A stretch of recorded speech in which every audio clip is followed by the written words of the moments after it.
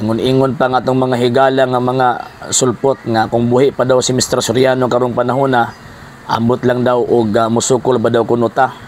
Hesus Ginoo ko, namatay na lang si Mr. Soriano kadtong topic nga among gipadala sa ila last 2001, 2002, and 2003.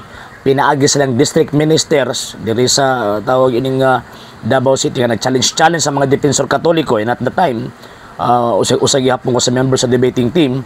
Until now katong topic nga among gipadala dito sa San Vicente Apalit, Pampanga, until now wala pa gihapon na balik. Namatay na lang si Mr. Soriano until now kadtong nga topic wa gyud intay balita. Buot ipasabot, implied na nga ni atras ang atong mga higala nga mga sulpot. Maayo lang sila kung sa ilang program.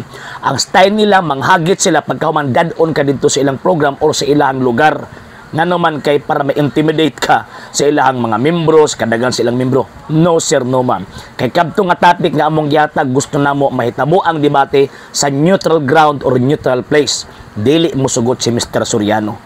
So ay migtawag aning pambugi ng inyong Mr. Soriano. Nga naman kay kan ang mga argumentong Soriano sa Ginoo ko in town.